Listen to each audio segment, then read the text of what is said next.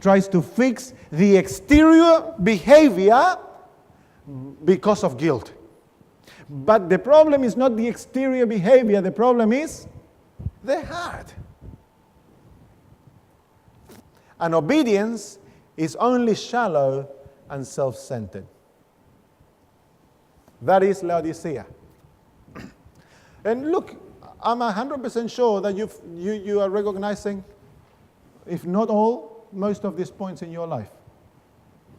Because in order to write that, I looked at my own life. I've described Pastor Braga in that. That is a Laodicean. Notice what Mrs. White says. We should never forget that we are placed on trial in this world. What are we in this world for? On trial. To determine our fitness for the future life. None can enter heaven whose characters are defiled by the foul blood of selfishness. Therefore, God tests us here by committing to us temporal possessions, that our use of these may show whether we can be entrusted with eternal riches. The principle applying there, as Mrs. White says, is that if you are selfish, self-centered, controlled by self, can you enter heaven? No. Unless then there is a magnificent change in the Adventist church, how many Adventists are going to heaven?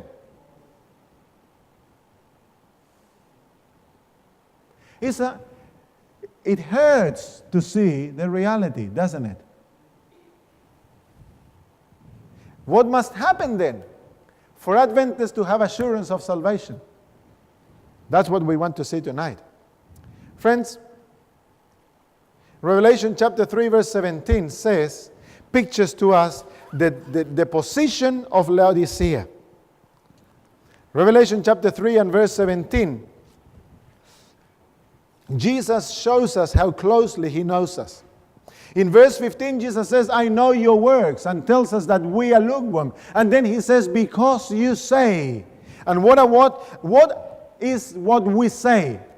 This may not be something that is spoken loud. This is mostly spoken unconsciously, and it is spoken through the actions and the life we are living. And verse 17 says, because you say, I am rich, have become wealthy, and have need of nothing. I want you to notice that first two words there. I am denotes self-centeredness. I am. And then we have that triple description in the eyes of Laodicea. I am rich, have grown in wealth, and I have need of nothing. Notice Proverbs chapter 13 and verse 7. We want to see what this condition is all about. Proverbs chapter 13 and verse 7.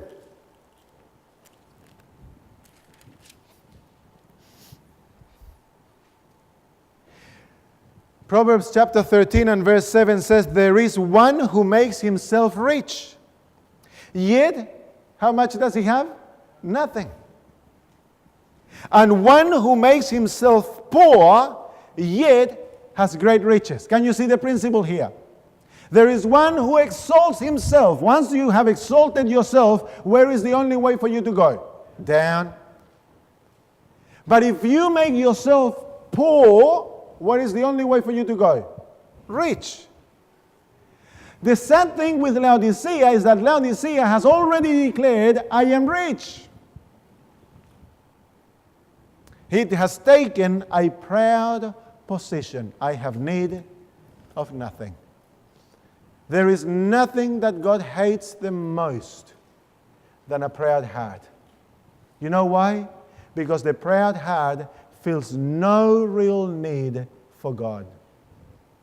The proud heart is willing to allow anything or anyone to take the place of God. Pride is the first fruit of sin in our lives. From the moment we are born, sin begins to work pride in our lives. And even little babies are proud. True?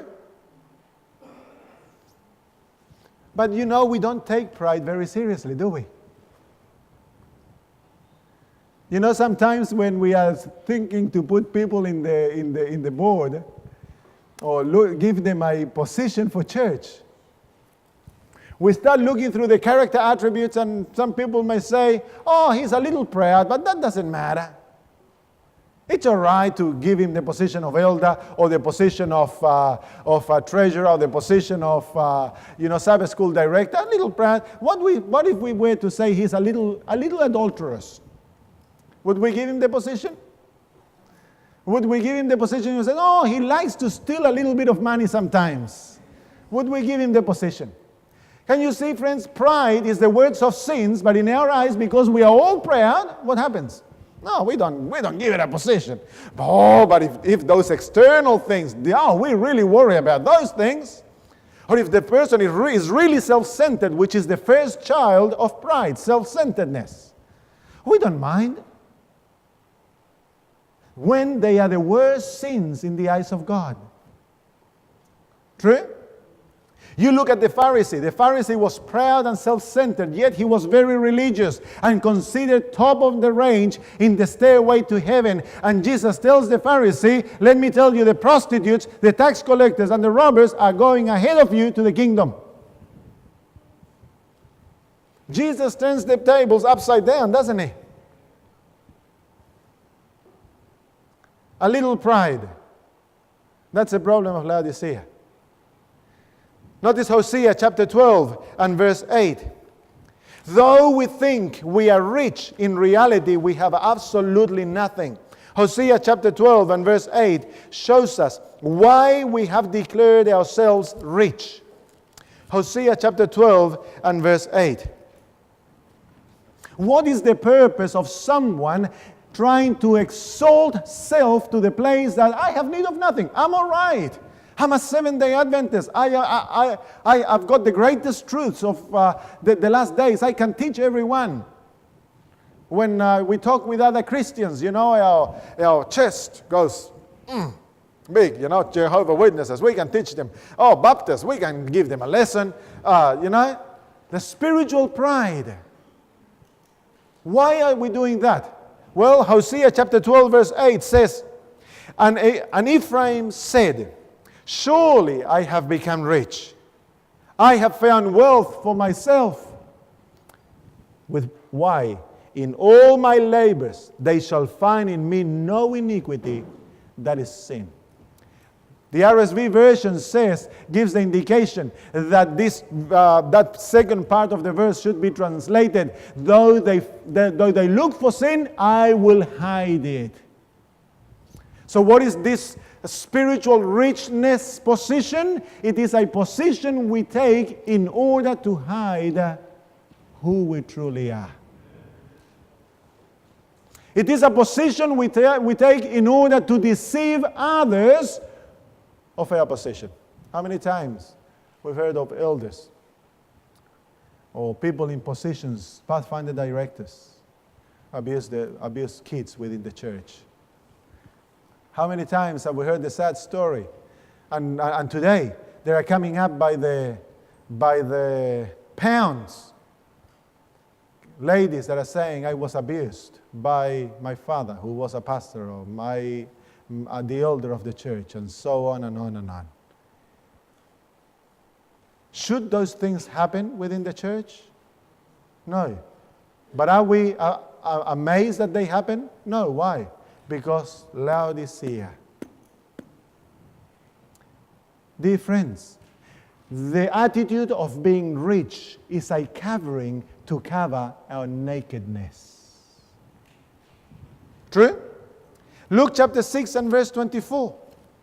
Luke chapter 6 and verse 24. And remind me, I don't want to stop very long on this. We've spent a lot of time yesterday. I just want to understand these things, and when we'll keep going. Chapter 24 of the book of, chapter 6 verse 24 of Luke. Jesus says, but woe to you who are rich, for you have received your consolation. Woe to you who are rich. Woe to you who are rich, not only materially,